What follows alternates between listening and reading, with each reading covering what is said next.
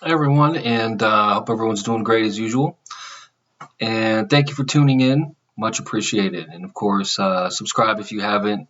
Give it a thumbs up if you like the video. So, there's a guy over in Great Britain. And his name is Derren Brown, and he's fascinating. He talks about um, like mentalism and hypnosis and that sort of thing. And it's really interesting because some of the same fundamental ideas and mechanics, which he doesn't explain um, overall, are the same when you're using abilities to, like psychic abilities, for example. It's the same idea. What's interesting is he tries to debunk um, psychics and that sort of thing, and I think it's great to understand something and to be able to know how to recognize when it's real or not, and that sort of thing. I disagree, of course, about he he's not even in the camp as far as, well, some psychics are real, some are fake. He kind of puts them all out there as frauds, which I disagree with. And he puts religion in the same category. All religion, Christianity, you name it, any sort of faith, which is unfortunate because I think as skilled as he is, I think if he was able to better understand or explore that area of knowledge, I think he could be real successful at it.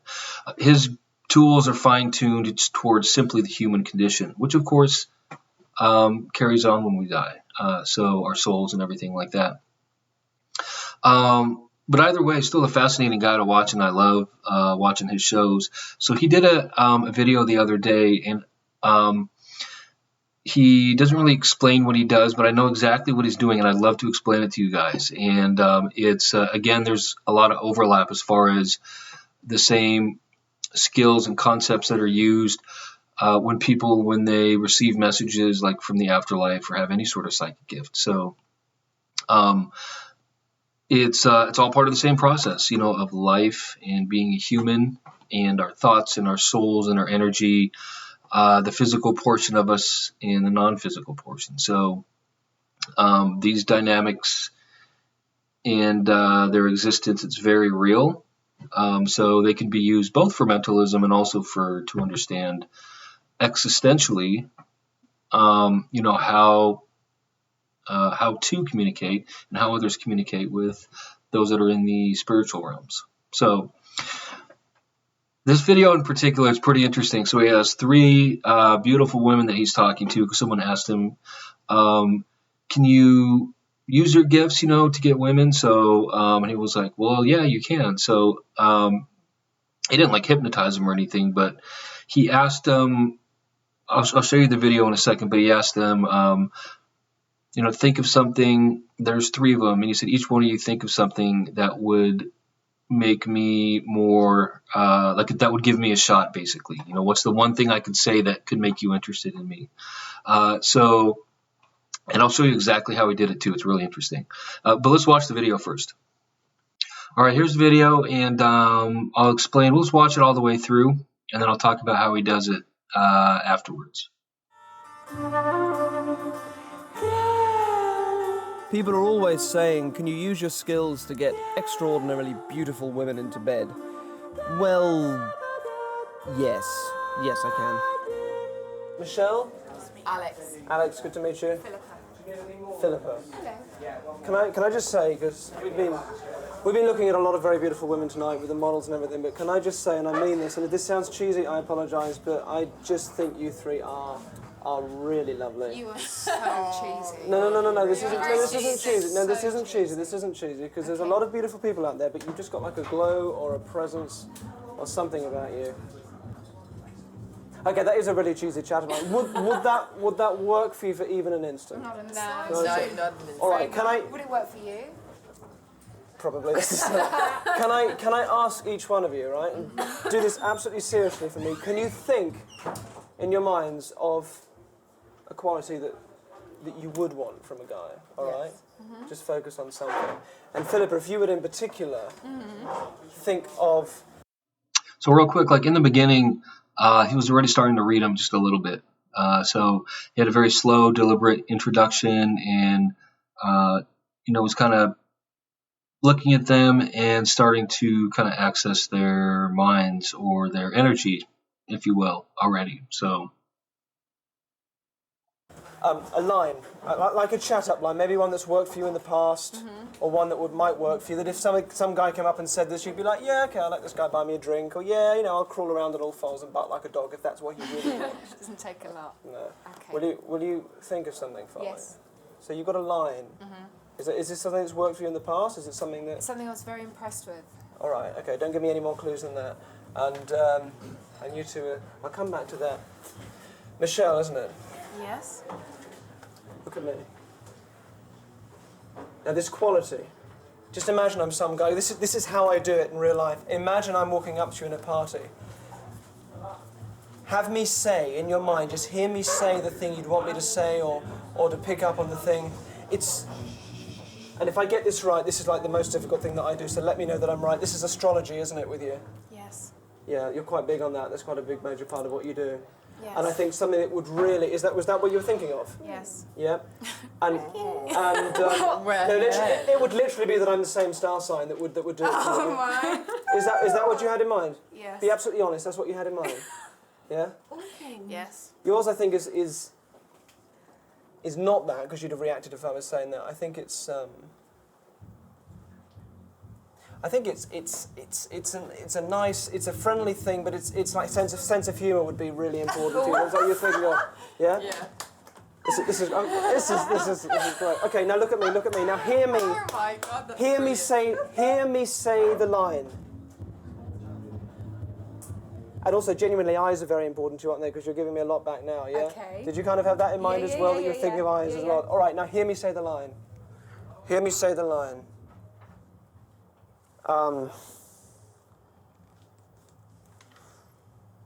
Hear me say the line. Okay, this is something that a guy said to you quite a while back. It's not going to be about your appearance. It's not going to be anything like that, because you're very cynical about that. It is. My friends say I'd be really good for you. Oh.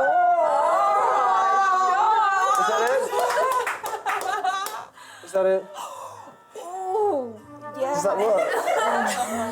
Thank you so much. It didn't actually really work, but it kind of... It didn't work at the time, but it melted really you. good. It melted you for a minute. I thought I was didn't it? impressed by it. Thanks so much. Oh my God. That's interesting. So, let's talk about how we did that.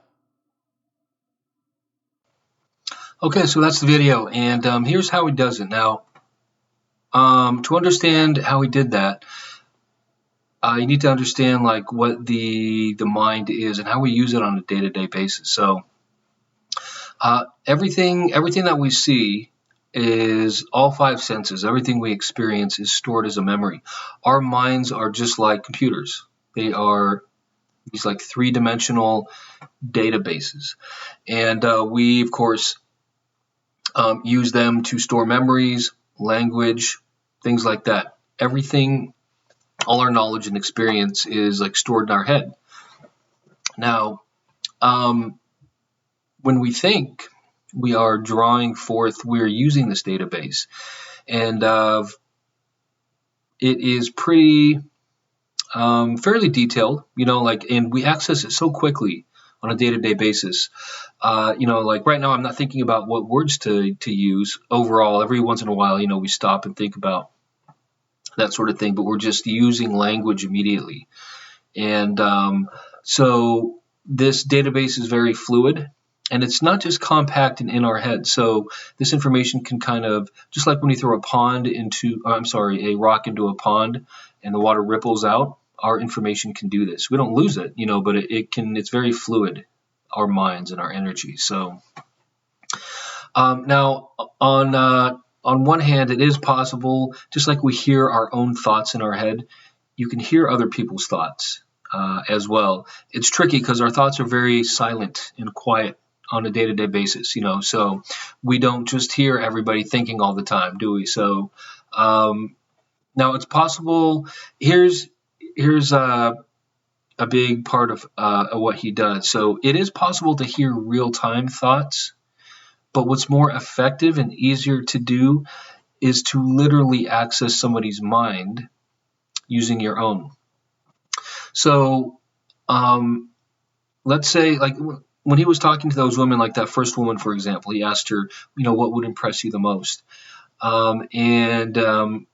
He didn't really say what her exact thoughts were. He said it has something to do with astrology, right? Like a star sign, same star sign. She was like, yeah. So whether or not he heard her verbatim, like word for word, in her head or not, that's one way to do it. As she was thinking, she was like, oh, star sign, maybe someone who has the same, if we're the same sign, for example. What's more effective, though, is you can literally ask the question. Remember, what triggers our database, our memory, right? It's just it's lying dormant until we have to remember something or use it. So we can use the intent of our minds to access our own databases 24/7. So can others. And one way to do that is, remember, the mind and the soul is all non-physical. So if, for example, and here's how he does it, and this is interesting, because when I was asking my spiritual guides too, they were confirming exactly how he's doing this, which is it's a neat trick, and it makes sense. But let's say, he already asked her the question, right, out loud. So the thought's already in her head and she's thinking about it. I can picture, like, for example, how you can hear your own voice in your own head? Well, try this for a second too. Like, just picture hearing your thoughts outside your head instead of thinking, like, think your name over and over, whatever your name is in your head right now, over and over. Now picture it just like right outside your head, but just outside your head, and imagine it being repeated and focused. And you could do it. It's just like using your imagination. So just like if you were to picture like a bird right in front of you, making a noise, you can do that and control it. So, for example, you can even picture a bird saying your name. So the point is, you're using intent to create non-physical energy to make a sound outside of your head. Now, you can use this, for example, this concept, to communicate with someone's soul directly, non-physically. Like, for example, let's say, so he asked this woman, what impresses you the most? What can a man say, for example? Then just picture that question being repeated inside her head, audibly, over and over. So instead of hearing it inside your head or right outside you, he's talking to her and he's literally asking the same question, but he's forming it inside her head instead of his head. If that makes sense. So he's asking, what is it? What is it? What is it? And then he's hearing his voice appear inside her head. So he's asking her right where her database is in her head, where we access it on a day-to-day basis. You can literally talk to someone's soul or database by doing this, or access it. And that's how psychics too can access your soul and that sort of thing. When they say, are you moving, or, are you seeing somebody? Is it a doctor? That kind of stuff. And people are like, well, yeah, how'd you know? So this information could be literally coming off of the individual based on your physical conversation that you're having with them. It could be releasing this information because that's what you're discussing, and they could be hearing it or even seeing it to some degree. Remember, we store things with all five senses. So, and that's how it's done, literally. So instead of speaking out loud directly to somebody, just imagine the question being formed in the person's head in front of you, and then listen for the answer. So you can ask it any question you want to, and you can literally. It sounds intrusive, and it is, and it's not a good thing. And to me, anyways, I don't think it's a good idea unless you have their permission, like he's doing in the video. Access to like read their mind or that sort of thing. but to be going around, people's stuff is private anyways, and to be honest, it's immoral, I would say, to be able to do that. There's not much you can get from people's minds anyways that you can't get from them out loud, and what's private is private. And the thing is, what you're hearing may not be accurate anyways.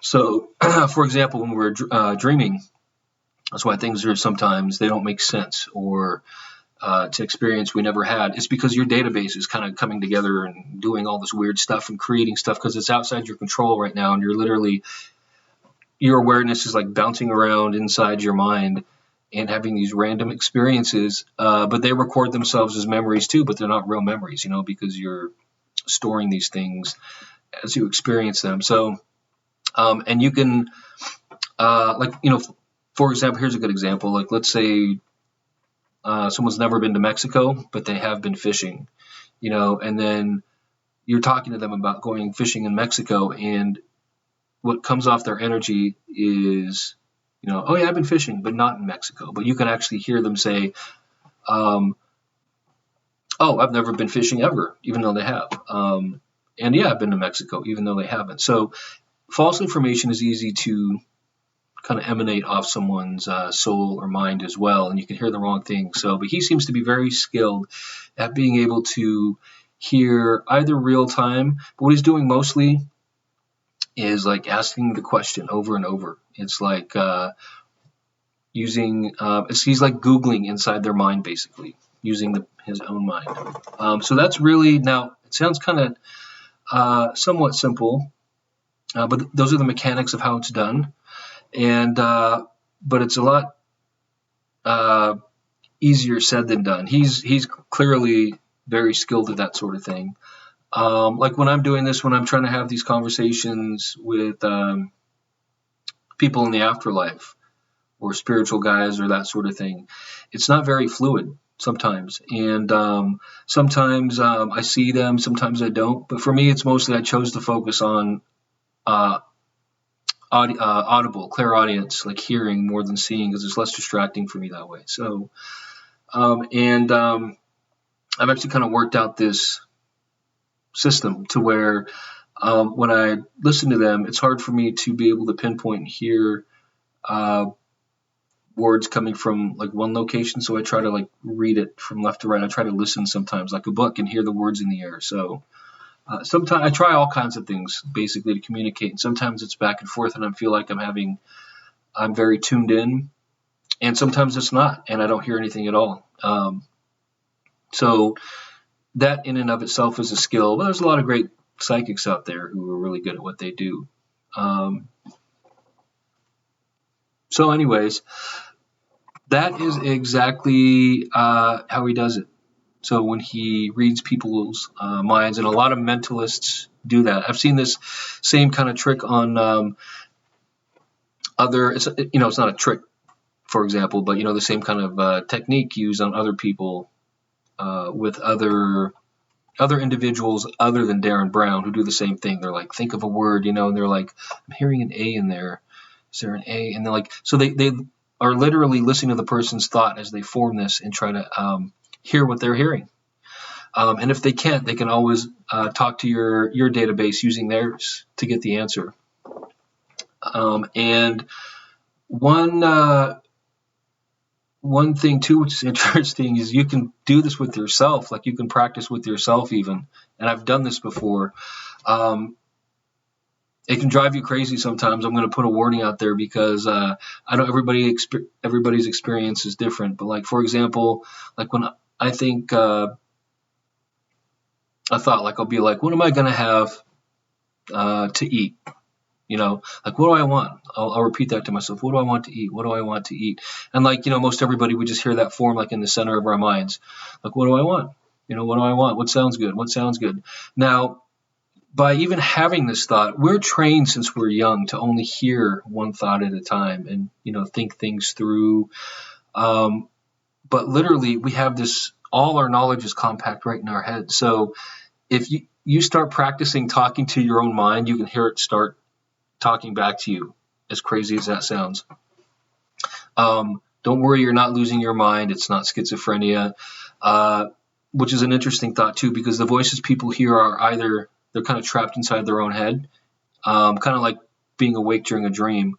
They could be hearing stuff happening around them too. But the same sort of phenomena can happen inside your head. So like for me, for example, when I ask myself, what do you want to eat? What do you want to eat? And then I start to listen to the energy. My mind can start to have a conversation with itself. Like, for example, like as if it's doing the thinking for me.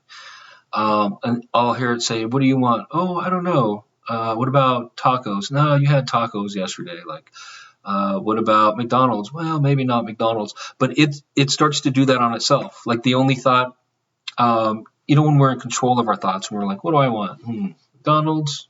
No, maybe not. And we start to go through things. This is a little bit different when where the only thought I have is, what do I want to eat? What do I want to eat? And then I just stop and listen.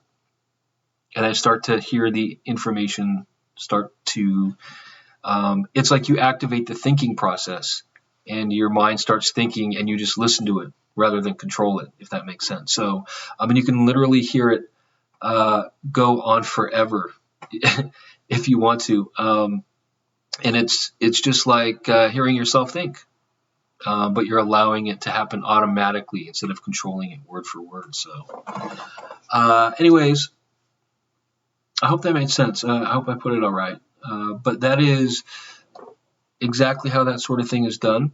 And there's a lot to unpack there. So definitely think about that and like the ideas and concepts that I was mentioning and their validity, for example. And you'll see that it makes sense. And there's a lot to it. And it's fascinating stuff because it starts to open your mind to the human condition and the reality of our very existence and how the mechanics of how things work on a day-to-day basis and what we're aware of and what we're not aware of. So pretty cool stuff.